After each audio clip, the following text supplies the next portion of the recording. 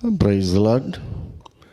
ప్రియమైన దేవుని పిల్లలారా, ఈ జీవము కలిగిన దేవుని సంఘ పరిచర్యల్లో ప్రతిరోజు 7 గంటలకి ప్రకటన గ్రంథ ధ్యానాల్లో లైవ్ ద్వారా ఈ పరిచర్య జరుగుతుంది.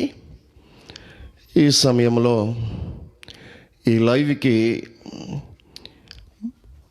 సేవలో సహకరిస్తున్న దేవుని పిల్లలైన వారందరికీ మరి ప్రాముఖ్యంగా రోజు ఈ యొక్క పరిచర్య గురించి ప్రార్థిస్తూ ఈ లైవ్ పరిచర్యలో మరి సహకరిస్తున్నటువంటి బిడ్డలందరికీ కూడా, ప్రాముఖ్యంగా జీవం కలిగిన సంఘ విశ్వాసులకు కూడా మరి ప్రభు పేరట వందనాలు చెల్లిస్తున్నాను. చిన్న ప్రార్థన చేసుకుని మనము ప్రకటన గ్రంథ ధ్యానాల్లో మరి 7 బూరల్లో 5వ బూర మరి మిడతలు దండు అనే విషయాన్ని మనం రాత్రికాల సమయంలో ధ్యానం చేసుకున్నాం. ఈరోజు కూడా కొంత సమయాన్ని వాటి గురించి ధ్యానించే ముందు చిన్న ప్రార్థన చేసుకుందాం. నాతో పాటు ఏకీభవించండి. పరిశుద్ధుడివైన తండ్రి, మీకు స్తోత్రాలు చెల్లిస్తున్నాను. మరలా ఈరోజు నాయన మరి 7 గంటలకి మీ పరిశుద్ధ గ్రంథంలో ప్రకటన గ్రంథ ధ్యానాల్లో ప్రభువా 7 ముద్రలు, 7 బూరలు, 7 పాత్రల గురించి, ఈ లోకం మీదకి రాబోయే భయంకరమైన సంభవాల గురించి ధ్యానిస్తుండగా నాయన ఈ లైవ్ ద్వారా అనేకులు వీక్షించి బలపరచబడినట్లుగా మీ దాసుని మరుగుపరుచుకుని మీ వాక్య ప్రత్యక్షతలో నుంచి మాట్లాడమని ప్రభు అయిన యేసుక్రీస్తు వారి పేరట అడిగి వేడుకుంటున్నాము తండ్రి, ఆమేన్. ఈ సమయంలో ప్రియులరా,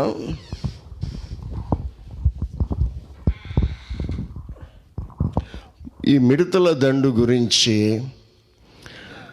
కొంత ప్రవక్త అయినటువంటి యోవేలు ద్వారా కూడా దేవుడు మాట్లాడాడు. వాటిలో కొన్ని ప్రాముఖ్యమైనటువంటి విషయాల్ని మొదట యోవేలు గ్రంథము 753వ పేజీ 2వ అధ్యాయంలో ఈ మిడతల దండు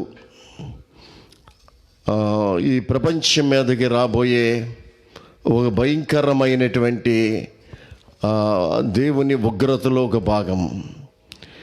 వీటి గురించి యోవేలు ప్రవక్త ఉపమాన రీతిగా ఇలా ప్రవచించడం జరిగింది. 2వ అధ్యాయంలో 2వ వచనము ఆకార లైన్లో అవి బలమైన ఒక గొప్ప సమూహము అంటున్నాడు. ఇవి చాలా బలమైనటువంటి మిడతలు. గత రాత్రి ఎటువంటి మిడతలు అంటే యుద్ధమునకు సిద్ధపడినటువంటి బలమైనటువంటి మిడతలు. సింహపు కోరలు ఉన్నట్లుగా వాటికి కోరలు ఉంటాయి. వాటి తోకేమో తేలు కుట్టినప్పుడు తేలుకు కొండెముతో ఎలా కొడుద్దో అలాగా వాటి తోకలు ఉంటవి. సువర్ణ కిరీటాలు ధరించి ఉంటవి. అందుకే వీటిని ఒక బలమైన గొప్ప సమూహము అంటున్నాడు. చాలా బలమైనటువంటి లక్షల కొలిదిగా అగాధములో నుంచి ఈ మిడతల దండులు పైకొచ్చినాయి. ఇంతకు ముందు అట్టివి పుట్టలేదు అంటున్నాడు. ఈ మానవ జాతి ఆరంభించబడిన నాటి నుండి నేటి వరకు కూడా ఏ తరములో కానీ ఏ యుగములో కానీ ఇటువంటి మిడతలు ఇంతకుముందు అట్టివి పుట్టలేదు. ఇక మీదట తరతరములకు అట్టివి పుట్టవు అంటున్నాడు. ఎంత గొప్ప సంగతి! ఇంతకు ముందు ప్రజలు ఎవరైనా అటువంటివి చూశారంటే చూడలేదు. ఇవి అందుకని పుట్టవు, ఆ తర్వాత కూడా తరములో కూడా ఇవి పుట్టవు అని చెప్పేసి అంటూ ఏమంటున్నాడంటే, వాటి ముందర అగ్ని మండుచున్నది.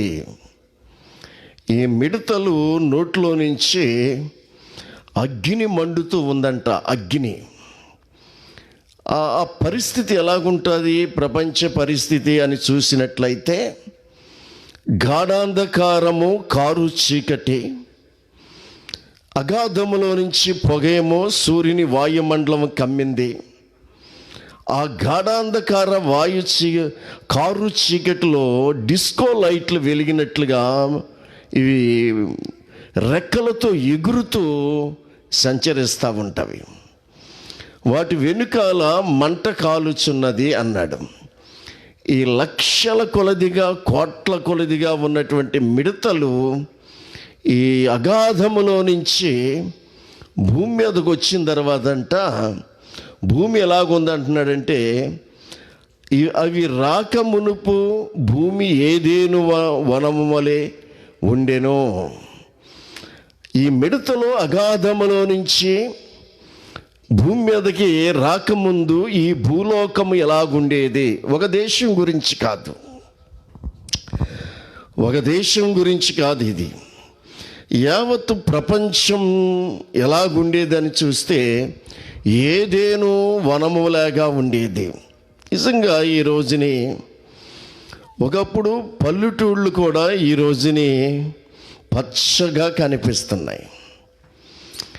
సిటీలేమో ప్రతి బిల్డింగ్ దగ్గర పార్కులు పెంచి అవి కూడా పచ్చగా కనిపిస్తున్నవి. అన్నీ సుందరముగా తీర్చిదిద్దబడి, మరి రహదారులేంటి, పార్కులు ఏంటి, అన్నీ కూడా కట్టడాలు ఏంటి, ఏదేను తోటలో ఎంత సుందరముగా ఉండేదో ఈ రోజుని ప్రపంచ దేశాలు, ప్రపంచం, భూమి, మానవుడు అంత సుందరంగా తయారు చేసుకుంటున్నటువంటి పరిస్థితి అన్నమాట. అయితే ఈ మిడతల దండు వచ్చిన తర్వాత ఏదేను వనం వల్ల ఉన్నటువంటి భూమి అవి వచ్చిపోయిన తర్వాత తప్పించుకున్నది ఏదీ లేదు అంటాడు. అవి 5 నెలలు మాత్రమే దేవుడు వాటికి అధికారం ఇచ్చాడు. 5 నెలలు ఈ భూమి మీద అవి సంచరిస్తూ, ముందు నోట్లోంచి అగ్ని ద్వారా కాలుస్తూ, వెనకాల తోకలతోటి తేలుకు వలె కొండేలతో కుడుతూ ఉంటే 5 నెలలు ఆ కాలంలో మిడతలు సంచరించిన 5 నెలలు కూడా మానవుడికి దేవుడు మరణాన్ని తీసేశాడు. మానవుడికి దేవుడు మరణాన్ని తీసేశాడు. తప్పనిసరిగా ఆ భయంకరమైన శ్రమను మానవుడు అనుభవించవలసిందే. అందుకని అవి వచ్చిపోయిన తర్వాత ఏదేను వనములాగా ఉన్నటువంటి ఈ భూమి అంట ఎడారి వలె అయిపోయిందంట. ఎడారిలో ఇంకేమి కనిపించవు. ఈ రోజుని ఎంత సుందరంగా ఉన్నటువంటి ఈ భూలోకము, ప్రపంచ దేశాలు, అద్భుతమైనటువంటి కట్టడాలు, అద్భుతమైనటువంటి ఈ నిర్మాణాలు, అద్భుతమైనటువంటి ఈ యొక్క పార్కులు, రకరకాలైనటువంటివన్నీ కూడా అద్భుతమైన రీతి, ప్రతీది కూడా ఆహా అద్భుతంగా ఉంది అనే విధంగా ఈరోజు మానవుడు ప్రతిదాన్ని నిర్మిస్తున్నాడు. ఆ మిడతల దండు వచ్చి వెళ్ళిన తర్వాత ఈ భూలోకం అంట ఎడారి వలె మారిపోద్దంట. ఎంత బాధకరమైనటువంటి విషయం, ఎంత బాధకరమైనటువంటి విషయం అంటే చాలా బాధకరమైన విషయం. వాటి గురించి అవి పరిగెడుతూ ఉంటే 5వ వచనంలో రథముల ధ్వని చేసినట్లు, గుర్రాలు రథాలు చప్పుడు ఎలాగ అనిపిస్తుందో ఆ చీకటిలో ఆ డిస్కో లైట్ లాగా వెలుగుతూ ఆరుతూ ఉన్నటువంటి ఆ మిడతలు వస్తూ ఉంటే రెక్కల శబ్దానికి రథాలు గుర్రాలు పరిగెత్తున్నట్లుగా ఆ శబ్దం వస్తూ ఉంటుందంట. ఆ శబ్దం వస్తూ ఉంటే ఇంకా అన్నాడు, యుద్ధమునకు సిద్ధమైన శూరుల ధ్వని చేయనట్లు. యుద్ధానికి సిద్ధపడినటువంటి శూరులు ఖడ్గాలు చేత్తో పట్టుకుని, డాళ్ళు చేత్తో పట్టుకుని యుద్ధానికి ఎలా ధ్వని చేస్తూ ఉంటారో అలాగే ఈ మిడతలు యుద్ధమునకు సిద్ధపడిన గుర్రాలు లాంటి మిడతలు వస్తూ ఉంటే అటువంటి ధ్వని వస్తూ ఉంటుందంట. అవి పర్వత శిఖరముల మీద గంతులు వేయుచున్నవి. ఎంత భయంకరమైన విషయం! అవి పర్వతాలు శిఖరాల మీద కూడా ఎక్కి మనుషులు ఇళ్ళల్లో ఉంటే స్లాబులు బద్దలగొట్టి, అద్దాలు బద్దలగొట్టి, కిటికీలు అమ్మటాను, తలుపులు బద్దలగొట్టి గృహాల్లో ప్రవేశించి మనుషుల్ని చంపడానికి వాటికి అధికారం ఇవ్వలేదు. తేలు కుట్టినట్టుగా కొడతాయి. ఆ తేలు బాధ ఎంత భయంకరంగా ఉంటుందో 5 నెలల వరకు మనిషి ఆ బాధను అనుభవించాలి.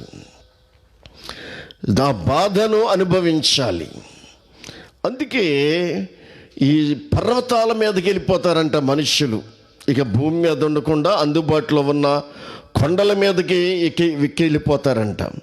కొండలారా మమ్మల్ని కప్పండి, పర్వతాలారా మమ్మల్ని దాయండి, మా మీద పడండి. ఇదిగో ఆ గొర్రె పిల్ల మహా ఉగ్రత వచ్చేసింది అని పర్వతాలతోటి, కొండలతోటి, బండలతోటి చెప్పడానికి వెళ్ళిపోతారంట. ఇవి మనుషులు ఈ లోపల పర్వతాలు నడుచుకుంటా కాలు నడకన వెళితే అవి రెక్కలతో ఎగురుకుంటా వెళ్ళి ఎక్కేటప్పటికి అవి శిఖరాలకు వచ్చేస్తాయంట. అబ్బా, ఎంత భయంకరమైనటువంటి శోధన! అందుకనే వాటిని చూచి జనులు వేదన నొందుదురు. వాటిని చూసి అయ్యో, పర్వతాలకు ఎక్కినా ఇక్కడికి వచ్చేసినాయి, కొండల మీదకి ఎక్కినా ఇక్కడికి వచ్చేసినాయి అని చెప్పేసి వేదన నొందురు. అందరి ముఖములు తెల్లబారును. ఏం చెయ్యాలి? ఈ మిడతల దండు సమూహము నుంచి, ఇంత భయంకరమైనటువంటి మిడతల నుంచి గవర్నమెంట్లు, ప్రభుత్వాలు ఆలోచిస్తూ ఉంటే ఏం చేయాలి? ఈరోజునే కరోనా గురించి ఏం చేయాలి? రకరకాలైనటువంటి పరిశుభ్రత గురించి సలహాలు ఇస్తున్నారు. ఆ సలహాల్ని ప్రజలు పాటిస్తున్నారు. దీన్ని సమూలముగా అసలు భూమి మీద లేకుండా నిర్మూలన చేయాలంటే ఈ వైరస్ని గురించి ఏం చేయాలని అహోరాత్రులు సైంటిస్టులు శ్రమిస్తానే ఉన్నారు. కానీ ఆ రోజు మిడతల దండునైతే ఇదేమో కనిపించని యుద్ధం జరుగుతుంది. ఇప్పుడు ఈ వైరస్ ద్వారా కనిపించని యుద్ధం జరుగుతుంది. రేపు మిడతల దండ్లు కంటికి కనిపించేవి. ఇప్పుడు కనిపించట్లేదు కాబట్టి భయం లేదు, విచ్చలవిడిగా తిరుగుతున్నాం. అది కనిపించట్లేదు, మన మీదకేం రావట్లేదు కదా, ఆరోగ్యం దెబ్బతిన్నాక కానీ మనకి ఈ విషయం తెలియదే అనుకోవచ్చు. కానీ ఇప్పుడు కనిపించని వైరస్తో యుద్ధం చేస్తున్నాం. రేపొద్దున కనిపించే ఆకారాలు, భయంకరమైన యుద్ధమునకు సిద్ధపడిన గుర్రాలను, అందరి ముఖములు తెల్లబారును. ఏం చేయాలి? ఎలాగ వీటిని మనము జయించాలి? వీటి బారి నుండి మానవాళిని ఎలా కాపాడాలి అని వారు ఆలోచన చేస్తూ ఉంటారంట. ఇంకా 7వ వచనంలో బలార్జులు పరిగెత్తున్నట్లుగా అవి పరిగెడుతున్నాయి. ఎలా పరిగెడుతున్నాయి అంట, ఒక బలార్జుడు మరి అడుగేస్తే భూమి ఎలా అదురుతుందో అలాగా మిడతలు పరిగెడుతూ ఉంటే భూమి అదురిపోతూ ఉన్నదంట. అక్కడ రాస్తున్నాను, సూర్యులు ప్రాకారములు ఎక్కినట్లు అవి గోడలు దాటుచున్నవి. పెద్ద పెద్ద ప్రాకారాలు కట్టినటువంటి ప్రాకారాలను కూడా ఎక్కుతున్నాయంట. అవి గోడల మీద కూడా ఎక్కుతున్నాయి. రెక్కలు ఉన్నాయి కదా, ఆ మిడతలకి రెక్కలు ఉన్నాయి, బలం ఉంది, ఎక్కుతున్నాయి. గోడల మీద నుంచి ఎక్కేస్తున్నాయి, ప్రాకారాలు దాటుతున్నాయి, కొండల మీదకి ఎక్కేస్తున్నాయి, పర్వతాల మీదకి రెక్కలతో ఎగురొచ్చేస్తున్నాయి. మానవుడు ఏ చోట్ల దాక్కున్నా సరే, మనిషి ఏ చోట్లో దాక్కున్నా, ఇంట్లో బలమైన బిల్డింగ్లో దాక్కున్నా సరే స్లాబ్లు బద్దలు కొట్టి లోనికి దిగుతాయి. కొండల మీదకి ఎక్కినా అక్కడికి ఎగిరిలిపోతాయి. పర్వత శిఖరాల మీదకి వెళ్ళినా అక్కడికి ఎగిరిలిపోతాయి. ఎక్కడ దాక్కున్నప్పటికీ కూడా ఈ మిడతల దండులు మానవుణ్ణి మరి వెంటాడుతూనే ఉన్నాయి. ఇక్కడ ఇంకేమంటున్నాడంటే 9వ వచనంలో, పట్టణములలో నకుముఖాల పరిగెత్తుచున్నవి. పెద్ద పెద్ద సిటీల్లో లక్షల కొలిదిగా, కోట్ల కొలిదిగా ప్రజలు ఉన్నటువంటి సిటీలోనంట నిజంగా పరుగులు. ఈ రహదారులంట 4 పక్కల 4 సెంటర్లో కూడా పరుగులెడుతున్నాయంట. జనాలు బీభత్సమై భీతితో పరుగులెడతా ఉంటే గోడల మీద ఎక్కి ఇండ్లలోనికి చొరబడుచున్నవి. దొంగలు వచ్చినట్లు కిటికీల గుండా చొరబడుతున్నవి. అబ్బా, ఇండ్లలో కూడా చొరబడుతున్నాయంట. కిటికీలు ఇవి వచ్చి ఏం చేస్తాయంటే కుట్టెళ్ళిపోతాయి. ఈ మిడతలు మనిషిని చంపడానికి అధికారం ఏమలేదు. తోకతో కుట్టేసి అగ్నితో అలా ఫోన్ ఊదేసి కుట్టేసి వెళ్ళిపోదు. ఇక ఈ కుట్టినప్పుడు, తేలు కుట్టినప్పుడు ఎంత బాధ వస్తుందో ఆ బాధతోటి 1 గంట బాధ అనిపించేది, 1 రోజా 2 రోజులని 5 నెలల వరకు కూడా ఆ బాధ, ఆ తీపి, ఆ చేదు, ఆ విషం మనిషిని బాధిస్తూ ఉంటే తట్టుకోలేనటువంటి పరిస్థితి, ప్రపంచమంతా కూడా అల్లాడిపోతూ ఉంటుంది. అటువంటి భయంకరమైనటువంటి పరిస్థితి. అక్కడ అంటాడు, ఆయుధములు మీద పడిన ఈలోడు పెద్ద పెద్ద మరి రాజ్యాలు ఉన్నాయి, మంచి భయంకరమైనటువంటి మారణాయుధాలు తయారు చేసిన దేశాలు ఉన్నాయి. కాబట్టి అటువంటి వాటిలో దాడి చేసిన ఏమీ లెక్క చేయవంట, అసలు భయపడవంట. అటువంటి భయంకరమైనటువంటి పరిస్థితి ఆ 9వ అధ్యాయములో మరి మిడతల దండు అగాధములో నుంచి వచ్చినట్టుగా మనం చూస్తున్నాం. రెండవదిగా చూస్తే 2వ శ్రమ అని చెప్పి ఇప్పుడు ప్రకటన గ్రంథము 9వ అధ్యాయము 12వ వాక్యములో, మొదటి శ్రమ గతించెను, ఇదిగో మరి 2 శ్రమలు అటు తర్వాత వచ్చును, మరి 2 శ్రమలు అటు తర్వాత వచ్చును అంటున్నాడు. గమనించండి, ఇప్పుడు ఈ మిడతల దండ్లు ఎంతకాలం భూమి మీద ఉంటాయి, మనుషుల్ని ఎంతకాలం బాధించినాయి అంటే మరి 5 నెలలు మాత్రమే భూమి మీద ఉంటాయి. ఈ మిడతల దండ్లు మళ్ళీ అగాధంలోకి వెళ్ళిపోతాయి.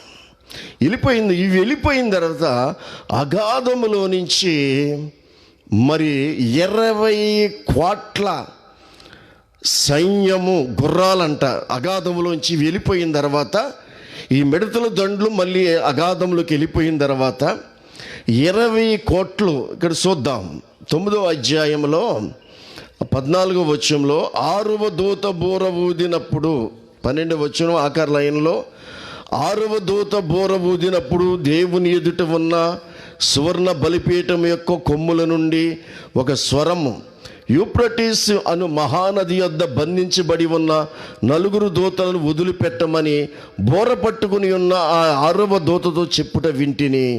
ఇక్కడ 4 దూతలు యూఫ్రటీస్ నది దగ్గర బంధించబడి ఉన్నాయి. 7వ అధ్యాయంలో 4 దూతలు ఏంటంటే వాయువును బంధించింది. గాలి భూమి మీద వేచకుండా మానవుడికి అన్ని సమస్యలేక, మానవుడికి ఇంకా సమాధానం దొరుకుద్దని కానీ, ఇంకా నెమ్మది దొరుకుద్దని కానీ ఇక అనుకోవద్దు. ఇక మానవుడికి భూమి మీద సమాధానం మాత్రం దొరకనిటువంటి కాలానికి మనం వచ్చేసాం. ఇంకా రాబోయే కాలంలో ఇంకా భయంకరమైన స్థితి ఏంటి? ఇక్కడ మొదటి శ్రమను చూసినట్లయితే 15వ వచనంలో, మనుషులలో 3వ భాగము సంహరింపబడవలెను. అబ్బా, ప్రపంచం మీద ఉన్నటువంటి మనుషులలో 3వ భాగము సంహరించాలంట. 3వ భాగం ఎంత భయంకరమైనటువంటి పరిస్థితి ఒకసారి చూడండి. సూర్యుడిలో 3వ భాగము కాంతిహీనమైపోయింది, చంద్రుడిలో 3వ భాగము కాంతిహీనమైపోయింది, నక్షత్రాల్లో 3వ భాగము కాంతిహీనమైపోయింది, నదుల్లో 3వ భాగము మాసిపత్రి అయిపోయింది. మరి ఈ ఓటలు ఏ ఓట్లు అంటే నీటి బుగ్గలు 3వ భాగము మరి మాసిపత్రి అయిపోయినాయి. ఇలాగా చెట్లలో 3వ భాగము కాలిపోయినాయి. భూమిలో ఉన్నటువంటి ఆయిల్, పెట్రోల్, బంగారు ఇవన్నీ 3వ భాగము చెట్లు కట్టేసి 3వ భాగం మొత్తం సృష్టిలో 3వ భాగం ఇప్పుడు మనుష్యుల మీదకి వచ్చింది శోధన డైరెక్ట్గా. ఇది నమ్మగలమా? మనుష్యులలో 3వ భాగం అంటే 10లో 3వ వంతు ఎంత? 10లో 6 వేసుకుందాం, ఇంకా 3 మిగులుతాయి, 6.5 వేసుకుందాం. మనుష్యులలో 3వ భాగము సంహరించాలంట, చంపబడాలంట. ఎలాగని చూసినట్లయితే ఏమంటున్నాడంటే సంహరించాలి. అదే సంవత్సరం, ఒకే సంవత్సరం అంట. ఆ సంవత్సరం అనేది ఏ సంవత్సరం అనేది ఇక్కడ రాయలేదు. అదే నెల, ఆ సంవత్సరంలో అదే నెల, ఆ నెలలో అదే రోజు, ఆ రోజులో అదే గంట. ఎంత విచిత్రం! ఒక్క సంవత్సరములో, ఒక నెలలోనే ప్రపంచంలో ఎన్ని దేశాలు ఉన్నాయో అన్ని దేశాల్లో 3వ వంతు మనుషులు సంహరించబడాలి. అదే రోజు, అదే నెల, అదే గంట. ఇక్కడ ఇండియాలో ఏ గంటలో అయితే 3వ వంతు సంహరించబడ్డారో అమెరికాలో కూడా 3వ వంతు సంహరించబడతారు. అమెరికాలో అదే గంటలో సంహరించబడ్డారో జర్మనీలో కూడా సంహరించబడతారు. ఇలాగ ప్రపంచంలో ఉన్నటువంటి భూమి మీద ఉన్న ఎన్ని దేశాలు ఉన్నాయో అన్ని దేశాల్లో 3వ వంతు మనుషులలో 3వ వంతు సంహరించబడును అన్నాడు. అన్నీ కొట్టుకొస్తున్నాడు కదా. సూర్యుడిలో 3వ వంతు, చంద్రుడిలో 3వ వంతు, నక్షత్రాల్లో 3వ వంతు, నదుల్లో 3వ వంతు, నీటి బొగ్గల్లో 3వ వంతు, చెట్లలో 3వ వంతు, నీళ్ళల్లో 3వ వంతు, భూమిలో అన్ని 3 వంతులు కొట్టుకొస్తున్నాడు. ఒక వంతే మిగులుతుంది. ఇది దేవుడు చెప్పినటువంటి మాట, నమ్మలేనటువంటిది. ఎందుకు చెప్తున్నామంటే ఇప్పుడు ఇటువంటి పరిస్థితుల్లో అయినా మీరు నమ్ముతారని. ఇదేదో మత గ్రంథం అనుకుని మామూలుగా సామాన్యంగా హ్యాపీగా నువ్వు బీచ్లకి, పిక్నిక్లకి, ఐమాక్స్కి, పబ్బులకి, క్లబ్బులకి తిరుగుతుంటే నువ్వు నమ్మవు. ఈరోజు కనీసం ఇటువంటి పరిస్థితుల్లో అయినా ఇటువంటి పరిస్థితి ఎప్పుడైనా వస్తుందనుకున్నామా? రాలేదు. కానీ ఇంతకంటే ఘోరమైన పరిస్థితులు రాబోతున్నాయి కాబట్టి, అటువంటి పరిస్థితులు రాబోతున్నాయి కాబట్టి ఇక్కడ అది ఒకే సంవత్సరములో, ఒకే నెలలో, ఒకే దినమందు, ఒకే గంటలో భూమి మీద ఉన్నటువంటి 3వ వంతు మనుషులను సంహరించాలి. ఇవి ఎలా సంహరించాలి అని చూసినట్లయితే ఇక్కడ అన్నాడు, ఇక్కడ 16వ వచనములో గుర్రపు రౌతులు సైన్యముల లెక్క 20 కోట్లు ఈ అగాధములో నుంచి మళ్ళీ గుర్రాలు పైకి వస్తాయంట. మిడతలేమో లోనికి వెళ్ళిపోయినాయి, అగాధంలోకి వెళ్ళిపోయినాయి మిడతలు. ఇవి వెళ్ళిపోయిన తర్వాత గుర్రాలు పైకి వస్తాయంట. ఈ గుర్రాల మీద కూర్చున్నటువంటి వాళ్ళ గురించి అంటాడు, ఈ గుర్రముల మీద వాటి మీద కూర్చున్న వారికి నిప్పులు వలె ఎరుపు వర్ణము, నీలవర్ణము, గంధవర్ణముల మైమెరుపులు ఉండెను. అంటే బాడీ అంతా కూడా బాంబులు వేసిన, ఎంత మారణాయుధాలతో వాళ్ళని అటాక్ చేసినప్పుడు కూడా వాళ్ళకి చీమ కుట్టినట్టు కూడా ఉండదంట. అంత భయంకరమైనటువంటి 20 కోట్ల సైన్యం. వీళ్ళు ఎవరు అంటే దెయ్యాలే. ఆ రూపములో గుర్రాల మీద ఎక్కి అగాధములో నుంచి భూమి మీదకి వస్తాయి. దెయ్యపు ఆత్మలు. ఈయన మనుష్యులు కాదు.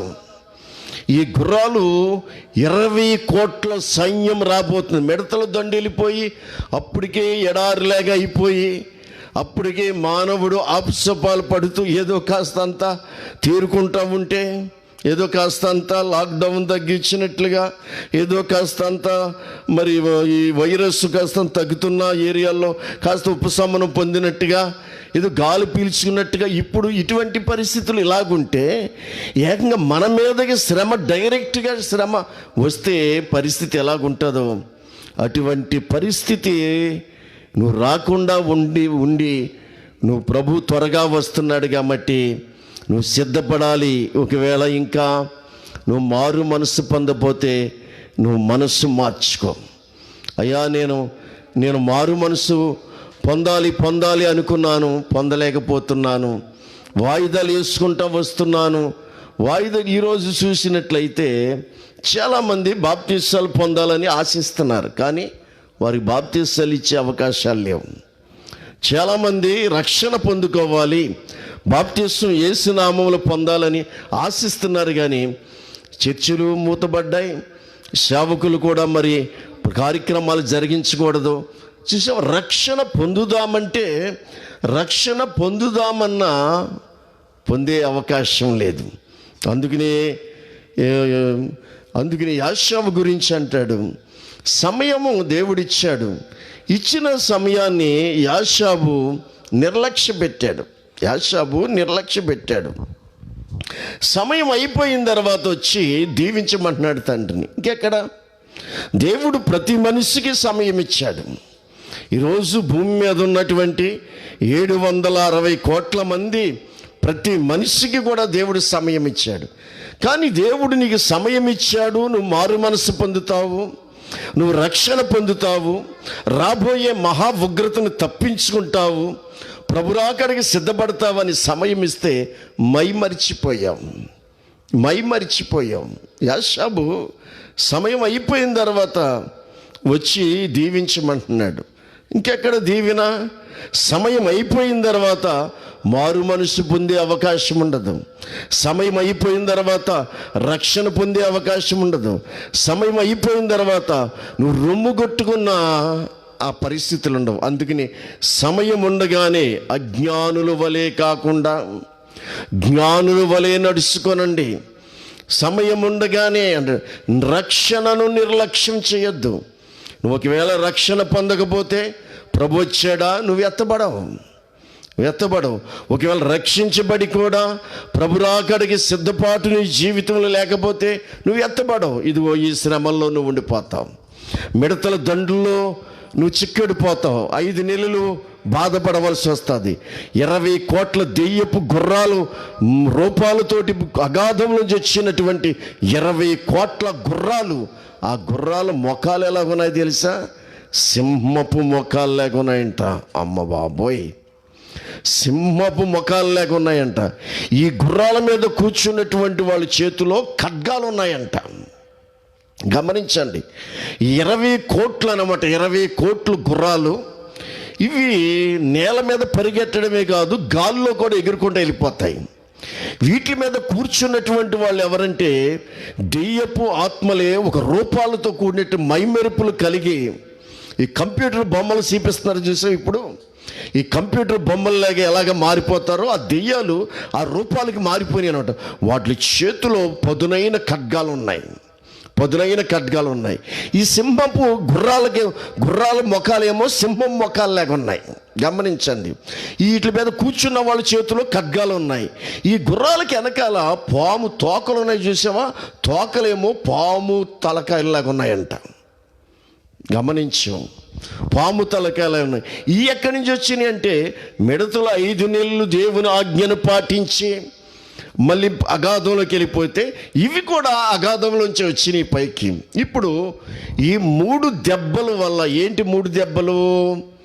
ఈ గుర్రాలు ముందుంటేనేమో నోట్లో నుంచి అగ్ని పశ్చిమని వస్తుంది, ముందున్న వాళ్ళకేమో అగ్నితోటి కాల్చేస్తున్నాయి. ఒకవేళ వెనకున్నారనుకో, వెనకాల తోక పాము లేకుండి ఒక్క కాట అలాగేసేస్తుంది, విల కొట్టుకుని చనిపోయే పరిస్థితి. ఒకవేళ పక్కకు వచ్చారనుకో, ఈ గుర్రాల మీద కూర్చున్న కత్తితోటి ఖడ్గంతో నరికేస్తున్నారు. 3 దెబ్బలు. ఎంత భయంకరమైనటువంటి పరిస్థితి. ఇక మానవుడు ఎక్కడ తప్పించుకుంటాడు? ఇవి నమ్మడానికి వీల్లేదు. గ్రంథంలో, బైబిల్ గ్రంథం రాసినవి ఒక సున్నైనా పుల్లైనా తప్పిపోద్దంట. భూమి ఆకాశములు గతిస్తాయి కానీ, భూమి ఆకాశమైన గతిస్తుంది కానీ యేసయ్య అన్నాడు, నా నోటి నుంచి వచ్చిన మాటలు గతించమన్నాడు. ధర్మశాస్త్రంలో సున్నైన పుల్లైన తప్పిపోదని సెలవిచ్చాడు. ఇవి ఇటువంటి ఇటువంటి భయంకరమైనటువంటి పరిస్థితులు రాబోతున్నాయి. కాబట్టి ఈరోజు సేవకులు సంఘాలకు చెప్పాలి. ఇది చెప్పే సమయం. దశమ భాగాల గురించి, బాప్తీసాల గురించి, వాటి గురించి, వీటి గురించి కాకుండా భక్తి గురించి బోధించకూడదు సేవకులు. ఇప్పుడు ఏ సంఘములో అయినా ఇక భక్తి గురించి బోధించే టైం అయిపోయింది. సంఘాల్లో దేని గురించి? ప్రకటన గ్రంథంలో 6 ముద్రల గురించి, 7 ముద్రల గురించి చెప్పండి. ప్రకటన గ్రంథంలో 7 బోర్ల గురించి చెప్పండి. ప్రకటన గ్రంథంలో 7 ముద్రల గురించి చెప్పండి. ఏం జరగబోతుందో ప్రపంచం మీదకి రాబోయే సంఘం సిద్ధపడాలంటే, అమ్మో ఇంత భయంకరమైన ఎత్తబడపోతే, ఇంత భయంకరమైన ఉగ్రతలు ఉండిపోతానా అని భయం వస్తుంది. ఈ రోజుని రక్షణ భయం ఎంతో, రాకడ భయం కూడా అంత కలిగి ఉండాలి. నేను అదే చెప్తాను మా జీవం కలిగిన సంఘానికి. రక్షణ భయము, రాకడ భయం. రక్షించబడకపోతే అయ్యో నేను చనిపోతే నరకానికి వెళ్ళిపోతానేమో అనేటువంటి భయంతో మరి మారు మనస్సు పొంది బాప్తిస్మం పొందుతున్నావు, మంచిదే. అయితే రక్షించబడిన నీవు రాకడ భయం కలిగి ఉండాలి. ఏంటంటే ఏ క్షణము యేసు ప్రభు మధ్యాకాశానికి వస్తాడో తెలియదు.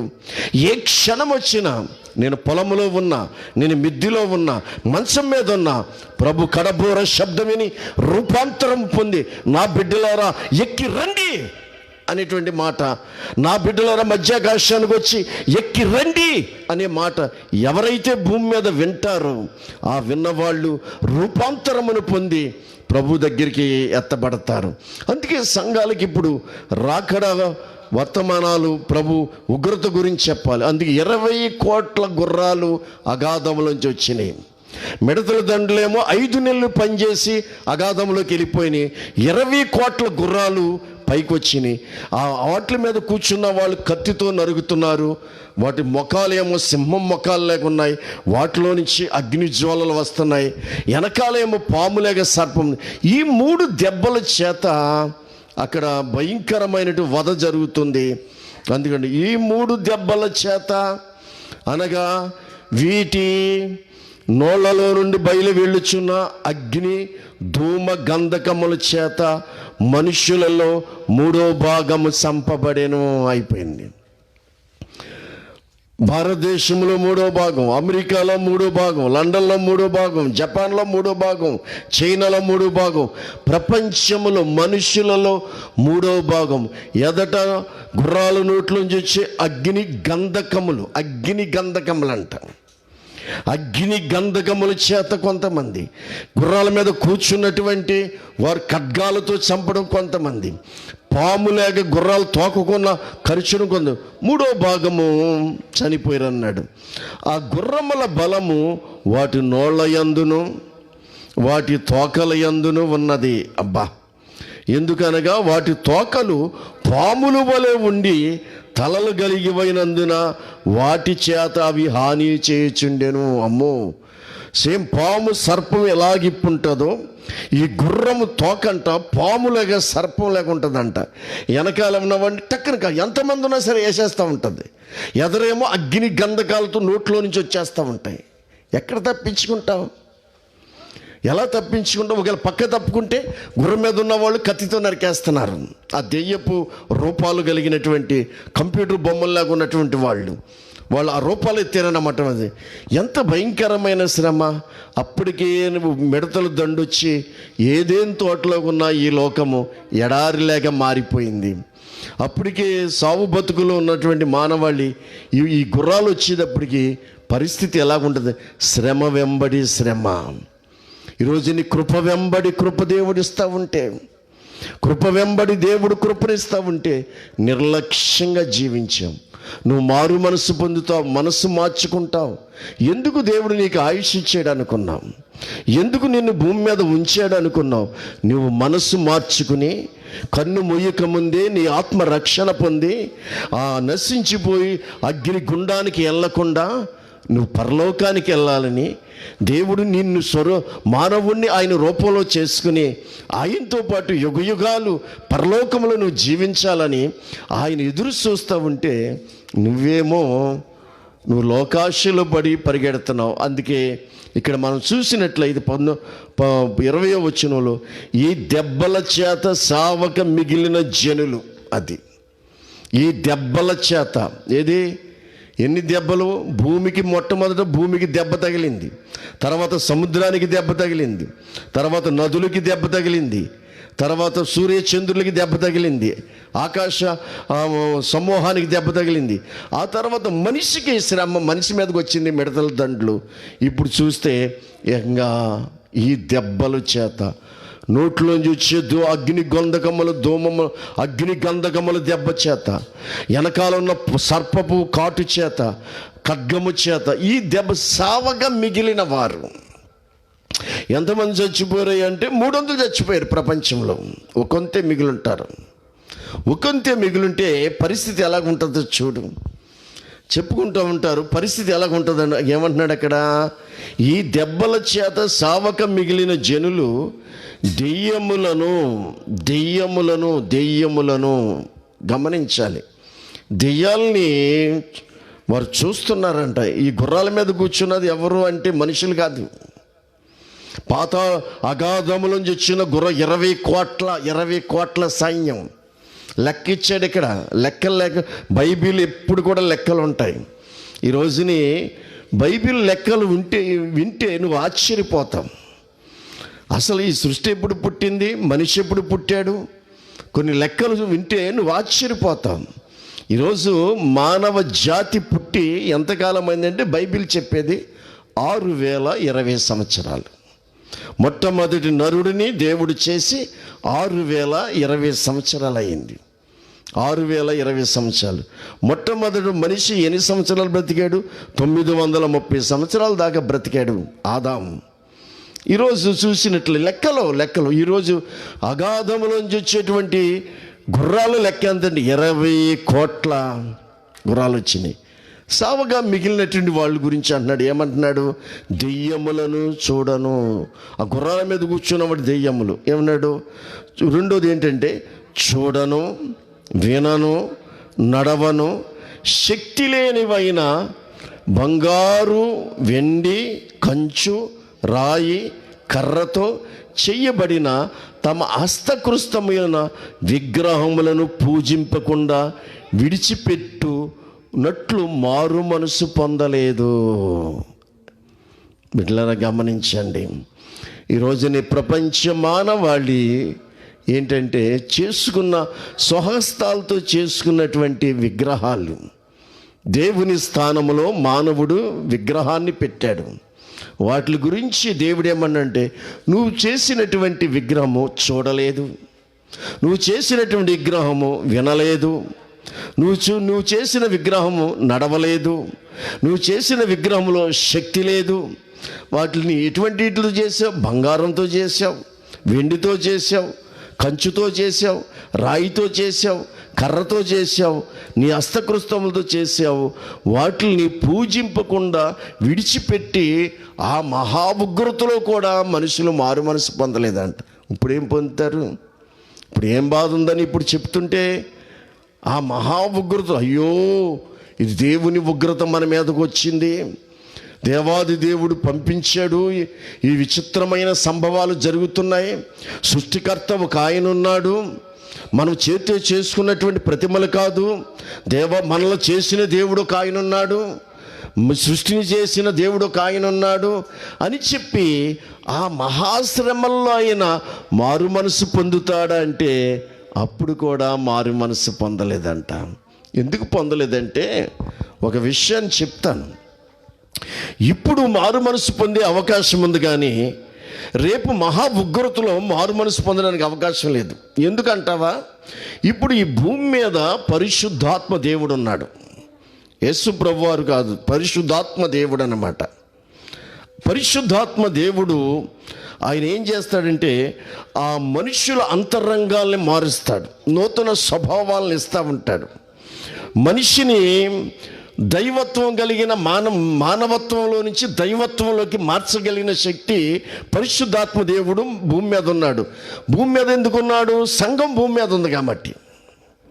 సంఘం భూమి మీద ఉంది కాబట్టి. అదే సంఘం ఎత్తబడ్డదనుకో పరిశుద్ధాత్మ దేవుడు ఎత్తబడిపోతాడు. అప్పుడు సంఘము ఉండదు, పరిశుద్ధాత్మ దేవుడు ఉండడు. పరిశుద్ధాత్మ దేవుడు లేకపోతే మార్పు ఎలా వస్తుంది? పొరపాట్లు ఎంత కఠిన ఉగ్రత అయినా అనుభవిస్తాడు, కానీ మనసు మార్చే దేవుడు వెళ్ళిపోయాడు. ఈరోజుని క్రైస్తవంలో ప్రాముఖ్యమైన మెట్టండి నూతన జన్మ అనుభవం, మారు మనస్సు. మారు మనస్సు పొందేవా అడుగుతారు క్రైస్తవంలో. నువ్వు మారు మనస్సు పొందేవా అని అంటారు. ఇంకా ఏ మతంలో కూడా ఈ మాట అడగరు. మారు మనసు పొందేవా అని ఏమిటండి? మారడం ఏంటి? భక్తే మన కార్యక్రమాలే. స్వేచ్ఛారాధన భక్తే మన కార్యక్రమం. అలా కుదరదు. ఇక్కడ నిజ దేవుని దగ్గరికి, పరిశుద్ధుడైన దేవుని దగ్గరికి వచ్చినప్పుడు మార్పు అనేది ప్రాముఖ్యమైన. గజ దొంగ మారాలి, వేషం మారాలి, మరి త్రాగుబోతులు మారాలి, విగ్రహారాధులు మారాలి, దోపిడీ దొంగలు మారాలి. ఇలాగ ఎన్నో భయంకరమైనటువంటి స్థితిలో ఉన్నవాళ్ళు ఈరోజు కోకొల్లలుగా ఉన్నారు. వారు సాక్ష్యాలు చెప్తున్నారు, మారుతున్నారు. ఎందుకంటే పరిశుద్ధాత్మ దేవుడు ఉన్నాడు. ఉగ్రతలో సంఘం ఉండదు, ఎత్తబడద్ది. పరిశుద్ధాత్ముడు ఉన్నాడు కాబట్టి మారడు. అందుకని మిగిలిన వారు ఎలాగున్నారని చూస్తే మారలేదు. 21వ వచనములో మరియు తాము చేయుచున్న నరహత్యలు మానలేదు. ఎంత భయంకర శ్రమ వచ్చినా మాయలు మానలేదు, మంత్రాలు మానలేదు, దొంగతనాలు మారలేదు, అక్రమ సంబంధాలు మారలేదు. వారు మారు మనసు పొందిన వారు కాదు అన్నాడు. ఎంత భయంకరమైన పరిస్థితి! ఇంత మహాశ్రమ, 20 కోట్ల గుర్రాల మీద దెయ్యాలు రూపాలతో వచ్చి మానవాళిని 3వ వంతు నాశనం చేస్తుంటే, 1 వంతు మిగిలితే ఆ 1 వంతు కూడా మారు మనసు పొందలేదు అని రాశాడు. దొంగతనం చేయడం మానలేదు, వ్యభిచారం చేయడం మానలేదు, తాగడం మానలేదు, పాపం విచ్చలవిడిగా జీవించడం మానలేదు. ఎందుకంటే పరిశుద్ధాత్ముడు లేడు. పరిశుద్ధాత్మ దేవుడు భూమి మీద ఉంటే ఆయన సంకల్పంలో ఉన్న వాళ్ళని మారుస్తూ ఉంటాడు, దర్శిస్తూ ఉంటాడు, రక్షించుకుంటూ ఉంటాడు. అందుకనే ఆ మహాశ్రమ 2 అగాధములోంచి వచ్చినటువంటివి మిడతల దండు ఒకటి, రెండవది ఏంటంటే 20 కోట్ల గుర్రాల మీద మైమెరుపులు కలిగినటువంటి దెయ్యపు రూపాలు కలిగినటువంటి వ్యక్తుల్లాగా వచ్చి 3 దెబ్బలు నోటి నుంచి వచ్చే అగ్ని గంధకాలతో కాలుస్తాయి, వెనకాల తోక సర్పంతో కరుస్తుంది, గుర్రం మీద కూర్చున్నవాడు ఖడ్గంతో చంపుతాడు. ఇలాగ ప్రపంచమంతా 3వ వంతు మానవాళిని నశించిపోద్దు. ఒకే సంవత్సరం, ఒకే నెల, ఒకే రోజు, ఒకే గంట, ఒకే సంవత్సరంలో జరగబోతుంది ఈ భయంకరమైనటువంటి ఎంత పరిస్థితి! ఈ రోజుని ఏదో కొన్ని లక్షలు వ్యాధి సోకిందంటే, కొన్ని వేల మంది చనిపోయారంటే గుండె మీద చేసుకుంటున్నాం. కానీ ఒకే సంవత్సరంలో, ఒకే నెలలో, ఒకే తారీఖున, ఒకే రోజున, ఒకే గంటలో ప్రపంచమంతా 3వ వంతు నశించిపోయే రోజు రాబోతుంది. మనుషులు సంహరించబడబోతున్నారు. అటువంటి భయంకరమైన ఉగ్రత రాకముందే మనం మనసు మార్చుకుని, ప్రభువా ఈరోజు నీ కరుణ అనేది ఒక సూచన. ఇక ముందున్న శ్రమలు ఎంత భయంకరంగా నీ గ్రంథంలో రాసి ఉంచావు. ఎందుకంటే హెచ్చరిస్తున్నాడు. చెప్పకుండా చేసే దేవుడు కాదు. చెప్పకుండా చేసే డేంజర్ అని బోర్డు పెట్టాడు. డేంజర్ ఏంటి, అపాయం అని చూసుకుని, ఓహో నిదానించుకుని వెనక్కి వెళ్తామని, నీ మనస్సు వెనక్కి తిప్పుకుంటామని, నీ మనస్సు దేవుని వైపు తిప్పుకుంటామని, నీ మనస్సు దేవునితో సంబంధం కలిగి ఉంటామని, దేవునిలో అడుగు వేస్తామని. భయంకర ఉగ్రత రాకముందే ఇదిగో ప్రభు వస్తున్నాడు ఆయన సంఘాన్ని తీసుకెళ్ళడానికి. ఆయన సంఘం సిద్ధపడిపోతుంది. లోకమంతా వేడుకల్లో ఉన్నా ఆయన సంఘం సిద్ధపడిపోతుంది. నీవు కూడా సిద్ధపడినట్లయితే ఇటువంటి మహా ఉగ్రతలు ఉండకుండా ఎత్తబడతాం. అందుకు అటువంటి ఉగ్రత రాకముందే సిద్ధపడదాం. ఈ ప్రకటన గ్రంథ ధ్యానాల్లో ఇంకా రాబోయే బోరల్లో, రాబోయేటువంటి పాత్రలో కూడా అనేక సంభవాలు ఉన్నవి. వాటిని ప్రభు సహాయం చేత ధ్యానం చేసుకుందాం. మా పరిచర్య గురించి, ప్రతి 7 గంటలకి జరిగే ఈ లైవ్ పరిచర్య గురించి ప్రార్థించండి. తప్పనిసరిగా సిద్ధపడండి. ప్రభు త్వరగా వస్తున్నాడు. అన్ని లేఖనాలు నెరవేరిపోయినాయి. ప్రభు మధ్యాకాశానికి వస్తున్నాడు. ఇశ్రాయేలీలో మరి రాజకీయానికి సంబంధించిన మెస్సయ్యని వాళ్ళు అభిషేకించి, ఇదిగో మెస్సయ్య వచ్చేసాడు అని వాళ్ళు అంటున్నారట. ఇక మరి పైనుంచి రావాల్సిన పరలోకపు నిజమైన మెస్సయ్య ఏ క్షణమైన మధ్యాకాశం రావాలంటే ఈ భూలోకంలో యాంటీ క్రీస్తు ఇలా బయటపడతాడు. అలాగే యేసుప్రభు వస్తాడు. పాప పురుషుడు నాశన పాత్రుడు బయటపడితేనే కానీ ఆ దినం రాదన్నాడు. పాప పురుషుడు సాతానుగాడు పాప పురుషుడు, యేసు ప్రభువే పుణ్య పురుషుడు. ఈ పాప పురుషుడు నాశన పాత్రుడు ఇలా బయటపడ్డాడంటే యేసు ప్రభు అలాగొస్తాడు. అందుకే బహు దగ్గరగా సూచనలు బహు దగ్గరగా ఉన్నాయి. ఏ క్షణమైనా ఇక ఈ లేఖనాలు నెరవేరే కాలంకి వచ్చాం కాబట్టి సిద్ధపడదాం. దేవుడి వాక్యం దీవించును గాక. చిన్న ప్రార్థన చేసుకుందాం. పరిశుద్ధుడివైన తండ్రి, ఈ లైవ్ ద్వారా ఈ ప్రకటన గ్రంథ ధ్యానాల్లో వీక్షిస్తున్న బిడ్డలందరినీ, ఏకీభవించే బిడ్డలందరినీ బలపరచండి ప్రభువా. మీ రాకడకు సిద్ధపరచండి. మేము మీ రాకడకు సిద్ధపడకపోతే నాయన పక్షిరాజు అయ్యో అయ్యో అయ్యో, మానవాళ మీదకి రాబోయే శ్రమలు తెలుసుండి మధ్యాకాశంలో పక్షిరాజు మిడతల దండు వస్తే మానవుల పరిస్థితి అయ్యో అన్నట్టుగా ఉంటుంది. అయ్యా 20 లక్షల గుర్రాలు పాత అగాధంలోంచి పైకి వస్తే 3 దెబ్బల చేత మరి 3వ వంతు నశించిపోతే అయ్యో అనేటువంటి ఉంటుంది. కాబట్టి అయ్యో అని నాయన పక్షిరాజు అనకముందే మేము సిద్ధపడే భాగ్యమును దయచేయమని, నీ బిడ్డలమైన మమ్మల్ని అందరినీ ఈ లైవ్ ద్వారా వీక్షించిన బిడ్డలను సిద్ధపరచమని, ఇంకా మారు మనసు పొందిన వారికి మారు మనసు దయచేయండి. రక్షణ పొందిన వారిని నిర్లక్ష్యం చేయకుండా రక్షణ పొంది మీ రాకడకు సిద్ధపడ్డానికి సహాయం చేయమని ప్రభు అయిన యేసుక్రీస్తు వారి పేరిట అడిగి వేడుకుంటున్నాము తండ్రి. ఆమేన్. మీ అందరికీ వందనాలు. మరలా రేపు రాత్రి 7 గంటలకి కలుద్దాం. ప్రార్థించండి.